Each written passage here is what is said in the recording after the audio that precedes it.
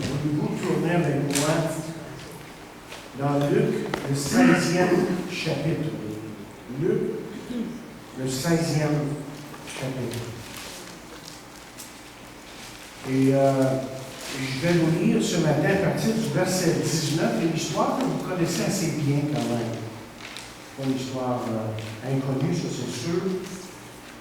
À partir du verset 19, nous lisons, il y avait un homme riche qui était vêtu de pourpre et de fin lin, qui chaque jour venait joyeuse et brillante de vie. Un pauvre nommé Lazare était couché à sa porte, couvert d'ulcères et désireux de se rassasier de miettes qui tombaient de la table du riche. Et même les chiens venaient encore lécher ses ulcères. Le pauvre mourut, il fut porté par les anges dans le sein d'Abraham. Le riche mourut aussi, il fut enseveli. Dans le séjour des morts, il leva les yeux et, tandis qu'il était en proie au tourment, il vit de loin Abraham et Lazare dans son sein. Il s'écria, Père Abraham, aie pitié de moi et envoie Lazare pour qu'il trempe le bout de son doigt dans l'eau et me rafraîchisse la langue, car je souffre cruellement dans cette flamme. Abraham répondit, mon enfant, souviens-toi que tu as reçu tes biens pendant ta vie et que Lazare a eu les maux pendant la tienne. Maintenant, il est ici consolé et toi, tu souffres. D'ailleurs, il y a entre nous et vous un grand abîme, afin que ceux qui voudraient passer d'ici vers vous ou de là vers nous ne puissent le faire. Verset 27. Le riche dit, je te prie donc, Père Abraham, d'envoyer Lazare dans la maison de mon père, car j'ai 5 frères. Et c'est pour qu'il leur atteste ces choses, afin qu'ils ne viennent pas aussi dans ce lieu de tourment. Abraham répondit, ils ont Moïse et les prophètes qui les écoutent. Il dit, non, Père Abraham, si quelqu'un est mort, va vers eux, ils se repentiront. Et Abraham lui dit, s'ils n'écoutent pas Moïse et les prophètes, ils ne se laisseront pas persuader quand même quelqu'un des morts ressuscité. Que Dieu bénisse abondamment sa parole, son avis. Seigneur, bénis ta parole, qu'elle puisse vraiment toucher notre cœur, notre intelligence, mais aide-nous à être obéissants à ta parole et à le faire surtout par amour et parce que nous sommes vraiment dévoués à ta personne. Et nous te remercions pour tout ça dans le nom de Jésus. Amen. Quelqu'un a dit un jour, l'enfer est disparu et personne ne s'en est aperçu. George Kaufman, un théologien, a écrit « Je ne crois pas qu'il y a un avenir pour le ciel et l'enfer. » Et vous savez, aujourd'hui, nous vivons dans une société qui, foncièrement, est sceptique en ce qui a trait à l'enfer.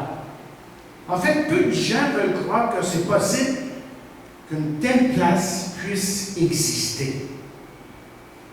Bien d'abord, le but de ce message n'est pas de vous faire peur avec l'enfer. Le but de ce message n'est pas non plus de prouver nécessairement l'existence de l'enfer, bien que la Bible ne laisse aucun doute quant à son existence. Le mot enfer, voyez, proprement dit, n'est pas utilisé dans la Bible, mais son concept est là. Et la Bible, pour parler de l'enfer, de sa conception, utilise plusieurs mots pour décrire ce phénomène. Sheol dans l'hébreu, Hadès dans le grec, Géhenne et j'en passe. Mais il y a d'autres mots aussi là, qui sont là dans la parole de Dieu, qui nous parlent de quelque chose qui est terrible. C'est un peu comme le mot Trinité. Okay? Le mot Trinité, ou triunité pour certains théologiens, il n'existe pas dans la Bible, mais son concept est clairement enseigné. Voici en fait ce que notre confession de foi déclare dans ce qui a trait à la Trinité. On lit, nous croyons en l'existence de 3 personnes qui jouissent éternellement de la nature divine. Dieu le Père, Dieu le Fils et Dieu le Saint-Esprit. Et que ces 3 ne sont qu'un seul Dieu, ayant exactement la même nature, les mêmes attributs les mêmes perfections en toutes choses, est digne à être égal de l'hommage, à titre égal, excusez, de l'hommage, de la confiance et de l'obéissance. Et voici ce que notre déclaration de foi nous dit sur l'enfer. On lit, nous enseignons que l'âme de ceux qui meurent, sans avoir accepté le salut, est réservé pour le châtiment jusqu'à l'ultime résurrection, le moment où l'âme et le corps ressuscités seront réunis. Ils comparaîtront alors devant le grand trône blanc et seront jetés en enfer, dans l'étang de feu, coupés pour toujours de la vie de Dieu. Maintenant, qu'est-ce qui me pousse ce matin de vous parler de ce lieu qui est réel dans la parole de Dieu, de ce lieu que la Bible décrit comme étant un châtiment éternel? C'est la Bible. La Bible, évidemment. Parce que vous voyez, Jésus a parlé plus souvent de l'enfer que du ciel. Mais laissons la Bible parler pour elle-même. Seulement quelques versets. Juste quelques versets, il y a des douzaines et des douzaines de versets. Par exemple, dans le premier sermon de Jésus, le sermon de la montagne, lorsque Jésus était sur la montagne assis, voici ce qu'il a dit. Dans Matthieu 5, son premier sermon, il dit: mais moi, je vous dis que quiconque se met en colère contre son frère mérite d'être puni par les juges, que celui qui dira à son frère Raca mérite d'être puni par le Saint-Grain, et que celui qui dira insensé mérite d'être puni dans le feu de la géhenne.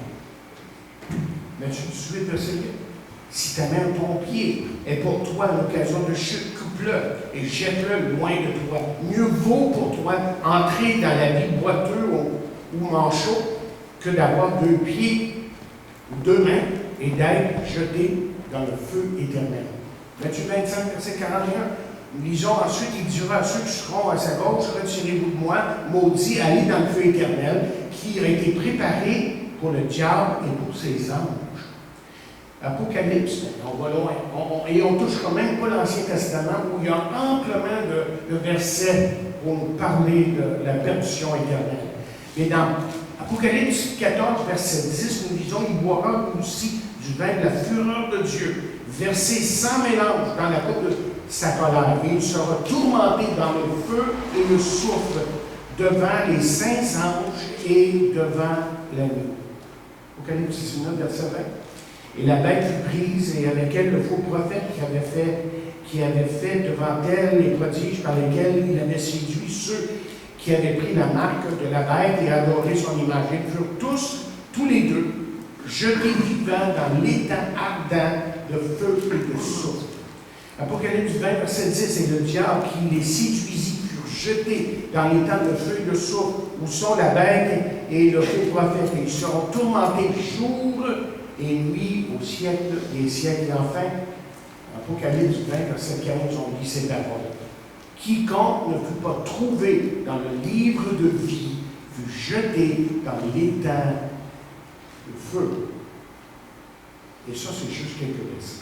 Juste quelques versets. Mais regardons pour un instant trois raisons majeures. Trois raisons majeures qui font que les gens rejettent l'idée de l'enfer. Okay? La première raison est celle-ci. La première raison, c'est qu'on est incapable de réconcilier l'enfer avec l'amour de Dieu. On est incapable de réconcilier l'enfer avec l'amour de Dieu. Et ce que les gens oublient, évidemment, c'est que Dieu n'est pas seulement un Dieu d'amour, mais Dieu est aussi un Dieu saint. Dieu est aussi un Dieu saint, et c'est la sainteté de Dieu qui exige qu'un tel endroit se trouve. L'enfer, la perdition éternelle, le feu éternel. Laissons encore une fois la parole de Dieu parler pour elle-même. Dans le psaume 99, verset 9, nous lisons: exaltez l'Éternel notre Dieu, et prosternez-vous sur sa montagne sainte, car il est saint, l'Éternel notre Dieu. Lévitique 19, verset 2, parle à toute l'assemblée des enfants d'Israël, et Dieu lui dira: soyez saints, car je suis saint, moi l'Éternel votre Dieu. Et enfin, dans Ésaïe 5, verset 16, nous lisons: le Seigneur des armées célestes montrera sa grandeur en instaurant le droit. Le Dieu saint manifestera sa sainteté par la justice, parce que c'est des choses qui sont justes. Et toute l'histoire de la Bible, quand vous lisez d'un bout à l'autre la parole de Dieu, vous voyez là que c'est une lutte que Dieu livre au mal, au péché et à Satan. Et qui finit, vous voyez, par un triomphe décisif, certain, si vous voulez, de Dieu par Jésus-Christ. Si vous avez vos Bibles, tournez avec moi dans Colossiens. On va quand même regarder quelques versets ce matin. Et dans Colossiens, le premier chapitre, versets 12 à 14, regardez ce qu'on lit là. Colossiens, premier chapitre après Philippiens, il dit « Rendez grâce au verset 12 au Père qui nous a rendus capables d'avoir part à l'héritage des saints dans la lumière, qui nous a délivrés de la puissance des ténèbres et nous a transportés dans le royaume du Fils de son amour, et en qui nous avons la rédemption, la rémission des péchés. » Chapitre 2, verset 15, toujours dans Colossiens. Il est dit à propos de Jésus, il a dépouillé les dominations, la hiérarchie soulevée satanique, et les autorités. Il les a livrées publiquement en spectacle, en triomphant d'elles par la croix. La deuxième raison pourquoi les gens rejettent l'enfer, c'est celle-ci.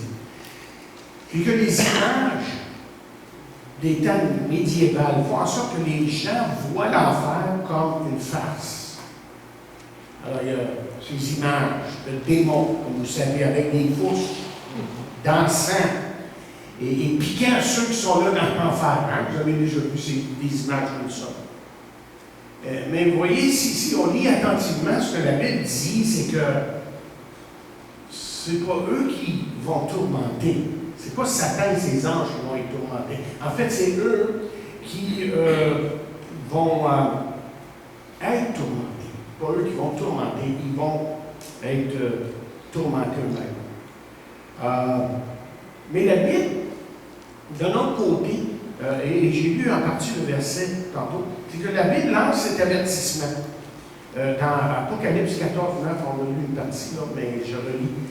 Il dit, et un autre, et un troisième ange les suivit en disant d'une voix forte, si quelqu'un adore la bête et son image, et reçoit une marque sur son front ou sur sa main, il boira aussi du vin de la fureur de Dieu, versé sans mélange dans la coupe de sa colère. Il sera question de colère de Dieu ici. Hein?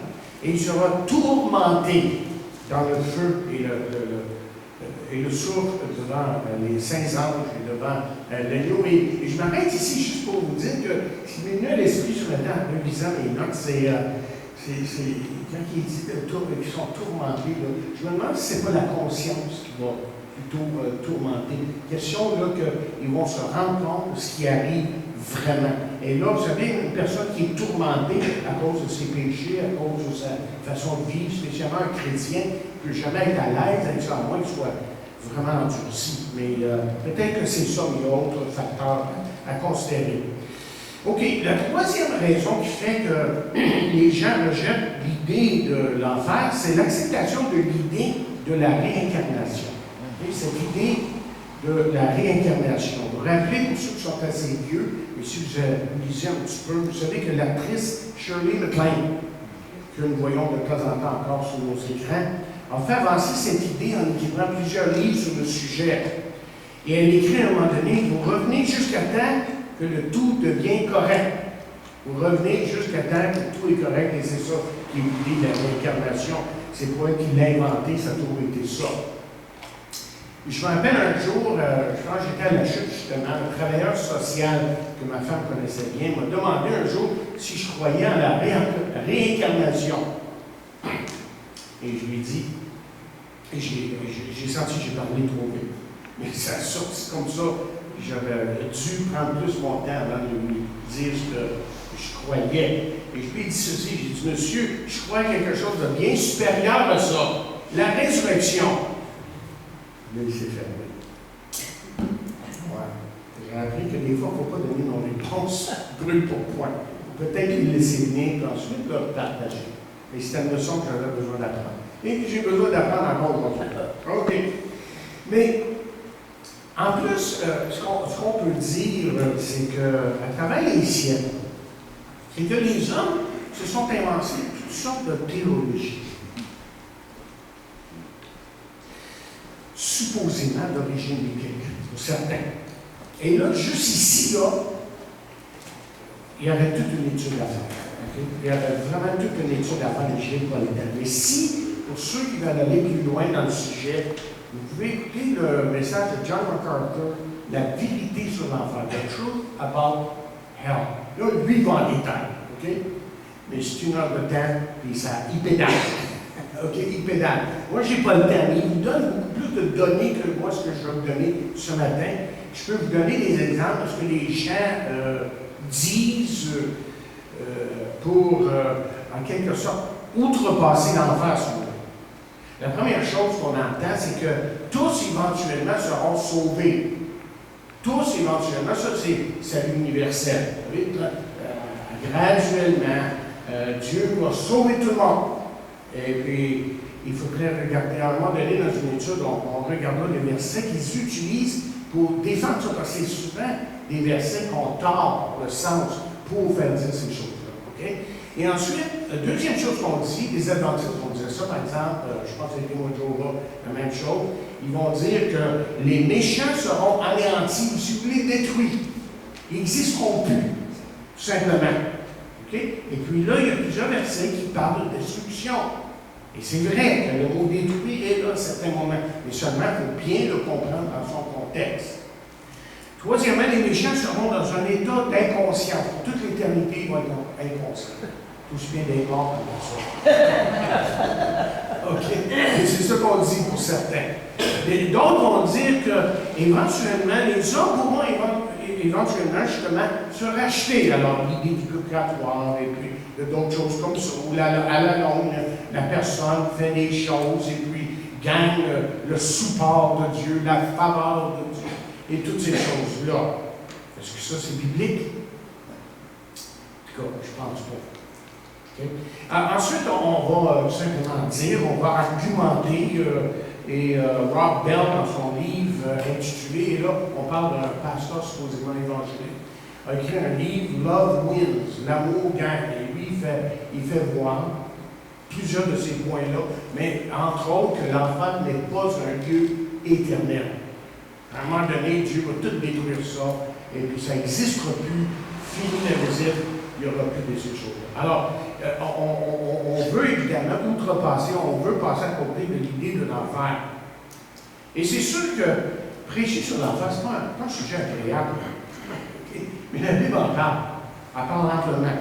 Ce qui me force, dans un sens, de vous en parler. Et même si les gens n'y croient pas, peut-être, spécialement dans notre société, si vous demandez le moindrement à quelqu'un s'il croit à l'enfer, vous savez que bon nombre vont dire non. Pourtant, aux États-Unis, c'est autre chose. C'est John MacArthur qui soulève cette statistique intéressante. Il dit que 74% des Américains croient à l'enfer. 74, donc il disait dans son message, si vous l'écoutez, vous allez voir, là, il dit, notre message est passé. Les gens croient à l'enfer. L'Évangile, à travers les années, a été prêché et l'idée d'un enfer, les gens, pour la majorité aux États-Unis, y croient, mais seulement, il rajoute que seulement 4% croient y aller, qui vont se rendre là. C'est intéressant comme statistique. En tout cas, et là, il répond à la question. Il dit pourquoi cette attitude? Il dit pourquoi est-ce que les gens croient comme ça? D'un côté, ils croient à l'enfer, la majorité aux États-Unis, je parle, je ne sais pas comment ça sera au Canada et au Québec, mais seulement 4% croient qu'ils vont se rendre à l'enfer, qu'ils pourraient, on va dire, qu'ils pourraient se rendre à l'enfer. Et voici ce qu'il répond. Il dit, parce que les gens ne réalisent pas la gravité du péché, car on est devenu tellement habitué à pécher que maintenant, rien n'est plus grave. Rien n'est tellement grave. Oh, il dit, il reste la pédophilie, qui est grave. Et pour le reste, ça passe. OK? Et pourtant, et là, il rajoute ces versets, la Bible est très claire. 1er Corinthiens, 6e chapitre, verset 9 à 10, et là, je vais vous lire dans la parole vivante. Vous pouvez le souligner.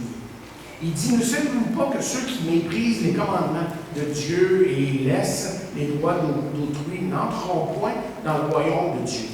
Ne vous faites pas d'illusions à ce sujet. Il n'y aura point de part dans l'héritage de ce royaume pour les immoraux, les idolâtres, les adultères, les pervers, débauchés, sensuels, homosexuels, ni pour les voleurs, ni les avares, ou les escrocs, pas plus pour les ivrognes et les calomniateurs ou les accapareurs. Toute une liste. Toute une liste. Je suis sûr qu'on pourrait rajouter beaucoup de choses. Les menteurs, je pense que ça n'a pas été mentionné, mais c'est un péché aussi. Il y a un jour, on nous raconte qu'il y a un petit garçon qui était en train de se faire dire par son frère toutes les raisons pourquoi l'enfer, ça ne pouvait pas exister. Le petit garçon, après l'avoir écouté pendant quelques minutes, il demandait à son père ceci. Mais est-ce que tu veux dire que tu as déjà été mort? Tu ne l'as pas. Je te racontais l'histoire, dire que l'enfer, ça n'existe pas. Et essaie de le convaincre de ça. Le petit gars, il a réagi en disant à son père, tu veux dire que tu as déjà été mort? C'est seulement si on est mort, on peut savoir qu'il y a un enfer. Le petit gars t'a pas dit. Pas du tout. OK? Bien, considérons ce matin brièvement 5 minutes à l'enfer. Le titre de ce message. Vous déjà pensé ce qui arriverait si Dieu nous donnerait juste 5 minutes de vie? Je pense que 2 secondes, ça serait assez. Mais disons qu'on est arrivé pour 5 minutes. Quelle sorte d'expérience qu'on pourrait vivre? Rappelez là, que la dernière fois, moi, je vous ai parlé de 5 minutes au ciel. Et si vous n'avez pas écouté le message, vous pouvez l'écouter sur le site web de l'Église ou dans l'Internet, YouTube, là, juste marquez mon nom, vous allez trouver. Évidemment, je pense que les effets seraient très grands. Les effets que j'ai décrits avec le ciel, évidemment, étaient déjà considérables, mais je pense que si on va en faire, ça va être encore pire. Là, on va réaliser des choses qu'on n'aura jamais peut-être réalisées, pensées.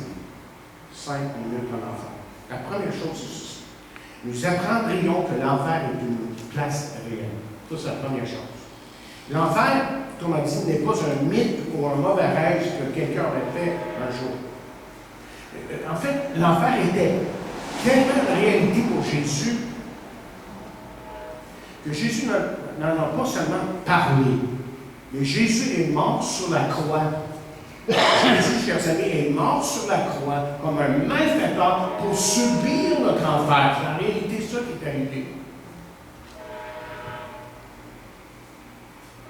Et c'est pour ça que, pour ceux qui veulent bien l'entendre aujourd'hui et lui faire confiance, qu'il peut devenir leur sauveur et Seigneur.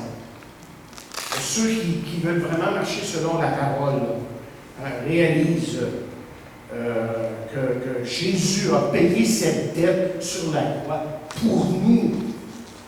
Et ça devrait justement nous aider à vraiment marcher selon sa parole, selon la parole de Dieu, dans la puissance de son esprit. Et Paul dit dans 2 Corinthiens, 6e chapitre, ceci, verset 14, il dit, ne vous associez pas avec les incroyants. Ne faites pas cause commune avec eux. Ne vous mettez pas sous un joug avec les incrédules. En effet, comment concilier la justice et l'injustice? Qu'y a-t-il de commun entre la lumière et les ténèbres? Le Christ peut-il s'accorder avec le diable dans Louis II et Bélial?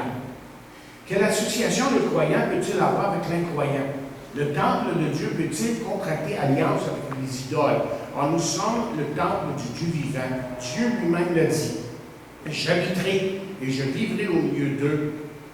Je serai leur Dieu, ils seront mon peuple. C'est pourquoi quittez leur milieu. Séparez-vous et tenez-vous à leur écart, dit le Seigneur. N'ayez pas de contact avec ce qui est impur. Alors, je vous accueillerai. Dieu bénit celui, évidemment, qui fuit comme Comme Paul a dit à Timothée, de fuir les passions de la jeunesse. Quand on fuit le péché, c'est Dieu qui nous accueille, c'est Dieu qui nous protège, c'est Dieu qui nous donne la force de vraiment marcher dans ses voies. Vous savez, l'apôtre Paul, il savait que l'enfer existait, comprenait sa réalité. Et je suppose qu'on pourrait dire que c'est pour ça que l'apôtre Paul se dépensait tellement pour l'évangile de Jésus-Christ. Et qu'il dit un jour, je n'ai point honte de l'évangile. Et dans son message, il fallait qu'il parle de l'enfer, la perdition éternelle. Vous savez, justement, John MacArthur disait dans son message, un message de l'évangile sans parler d'enfer est incomplet. Le salaire du péché, c'est la mort, dit la parole. Il était tellement passionné pour l'Évangile et il était tellement conscient de ce concept de la perdition éternelle qu'il était même prêt évidemment à mourir pour l'Évangile de Jésus-Christ. On ne meurt pas pour un mensonge. On meurt parce que la chose est vraie. Chers amis, l'enfer, selon le texte qu'on a lu ce matin, était une réalité pour cet homme dans notre récit. Et remarquez certaines données, certains points là, qui sont enseignés dans ce passage. Et encore une fois, je ne vais pas du tout en détail. Chaque point, il faudrait s'étendre un peu, mais je vais juste vous donner la liste. Okay? Qu'est-ce qui se passe ici? Lui qui est là, dans ce lieu d'attente, avant de recevoir un corps immortel et de vraiment être placé dans le lieu des tourments. Mais il était déjà dans un lieu de tourment, évidemment. Et remarquez ceci, que dans ce lieu, cet homme était conscient. C'est la première chose. On va être conscient. Deuxièmement, cet homme souffrait physiquement. Troisièmement, sa mémoire ne lui faisait pas défaut. On se rappelait depuis. Wow. Et sa situation, en plus, quatrièmement, était complètement désespérée.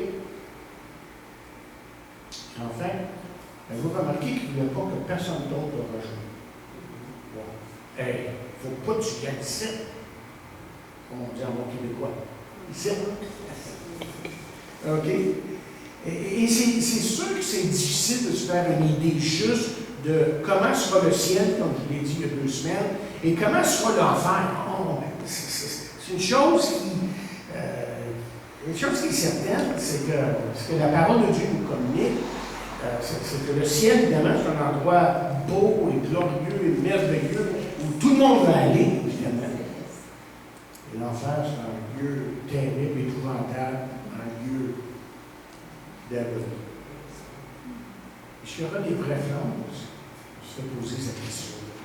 Est-ce qu'il y aura des vraies flammes en enfer? Bien, ce qu'on doit comprendre, c'est qu'on va avoir un corps différent. Les corps sont rendus immortels. OK?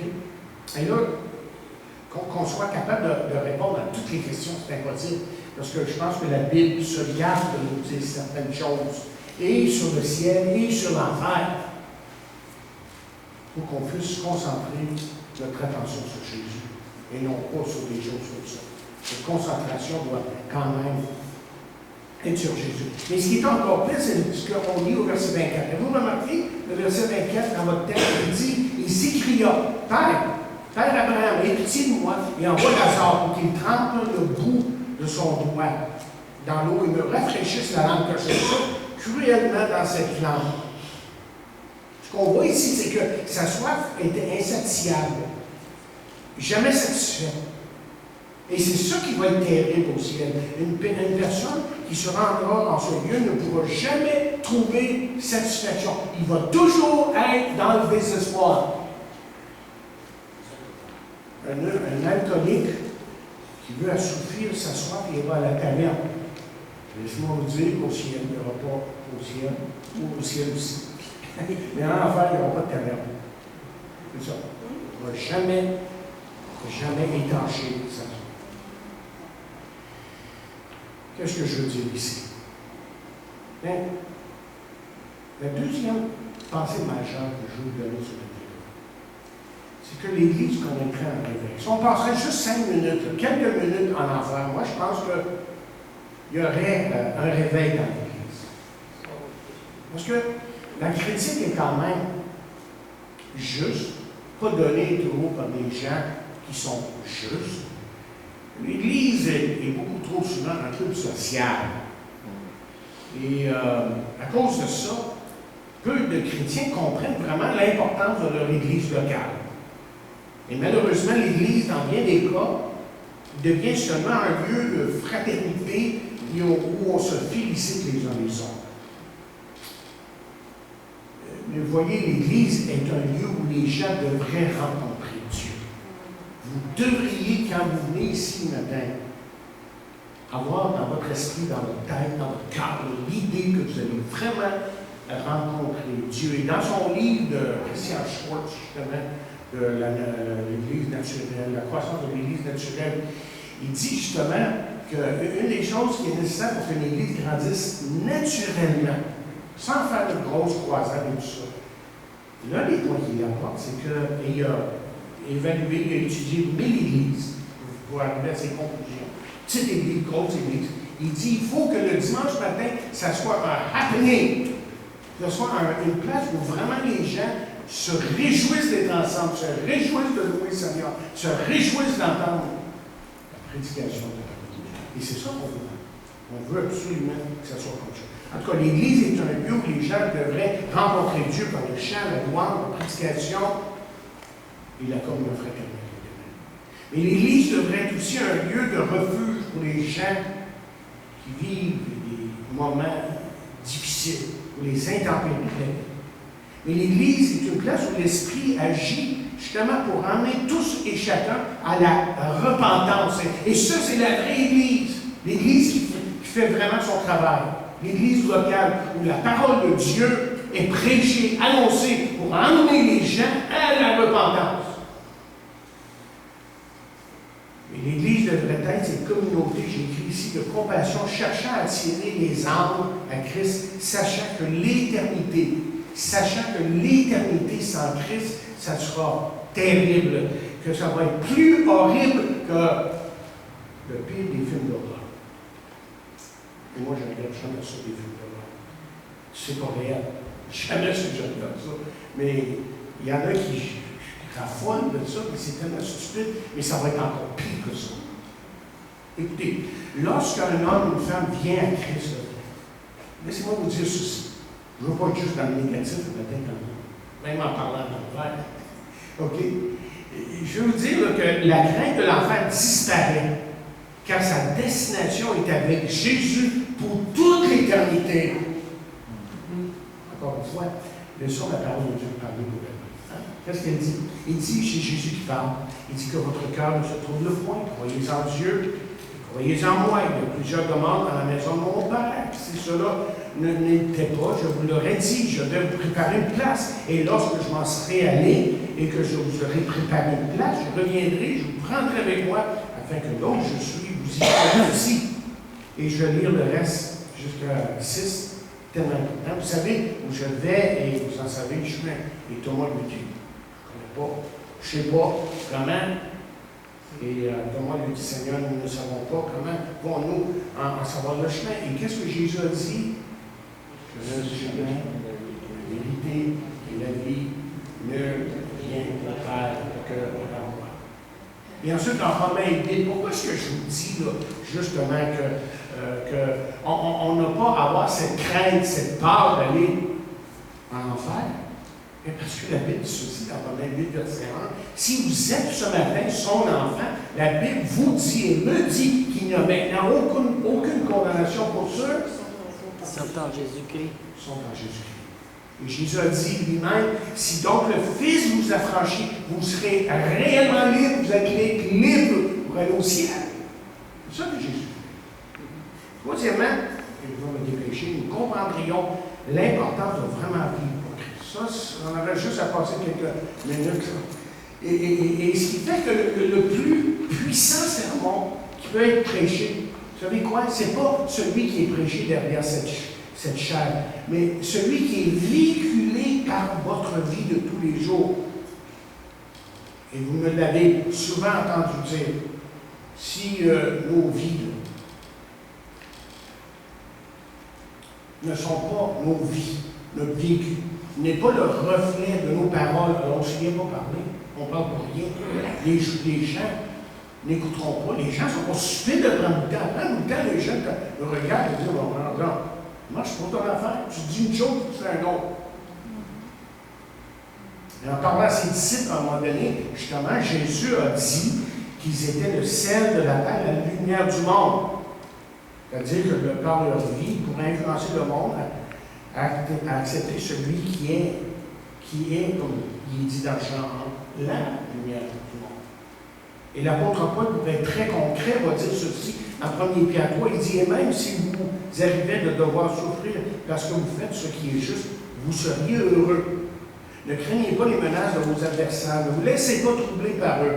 Seul le Christ est votre Seigneur. Honorez-le. Remarquez ce qu'il dit, honorez-le comme tel dans vos cœurs et consacrez-vous entièrement à lui. S'il vous demande des explications au sujet de votre espérance, soyez toujours prêts à le justifier, courtoisement, c'est dans la parole vivante, et dans le calme, avec modestie et respect. Veillez à garder votre conscience pure pour que ceux qui disent du mal de votre bonne conduite, découlant de votre communion avec le Christ, aient à rougir de leur calomnie. Il faut les confondre sur le chemin même où ils vous attaquent. En tout cas, il vaut mieux souffrir s'il apôtre en faisant le bien, si telle est la volonté de Dieu, plutôt qu'en faisant le mal. Quatrièmement, nous serions motivés à quoi? À grandir spirituellement parlant. Nous comprendrions vraiment, après avoir passé juste quelques secondes en enfer. Moi, je pense qu'on va comprendre l'importance de s'approcher de Dieu. Et sûrement que la prière, par exemple, serait d'une importance capitale dans nos vies. Et même, je dirais que nos prières seraient faites avec beaucoup plus d'intensité et nos cœurs seraient versés devant Dieu pour le salut des âmes et pour la condition trop souvent médiocre et tiède de l'Église. On serait en train de pleurer sur notre Église, on serait en train de pleurer sur ceux qui se perdent. Et nous prierions vraiment par le Saint-Esprit, pas juste des prières là, pour prier, les vaines redites, parce que dans Jude 20, on lit pour vous, bien-aimés, vous édifiez vous-même sur votre très sainte foi, et ensuite il ajoute, et priant par le Saint-Esprit. Et nous plaiderions davantage à Dieu afin d'agir puissamment parmi nous. On plaiderait à Dieu, Seigneur, envoie un réveil, fais qu'on soit les hommes et les femmes puissamment dirigés par toi. Et ensuite, je pense qu'on deviendrait des étudiants assidus de la parole de Dieu, voulant savoir tout sur lui. Voulant savoir tout sur lui. Et nous aurions ensuite le désir de diriger ceux qui cherchent une réponse à leurs problèmes, à pas n'importe quelle réponse, mais vraiment à la parole de Dieu qui ne manque jamais à parler, à diriger, à encourager et à corriger. Et enfin, nous comprendrions mieux les paroles de Jésus qui dit « Je bâtirai mon Église et les portes du séjour des morts ne prévaudront point contre elle. » On comprendrait, voyez, que sur la terre, ici aujourd'hui, qu'il n'y a pas de plus grand d'instrument plus puissant pour changer le monde que notre Église locale.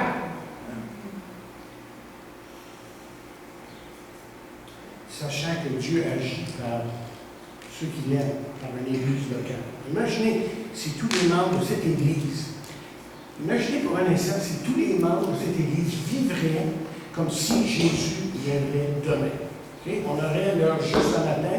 Jésus dit à 2 heures demain, je reviens. Qu'est-ce que vous feriez?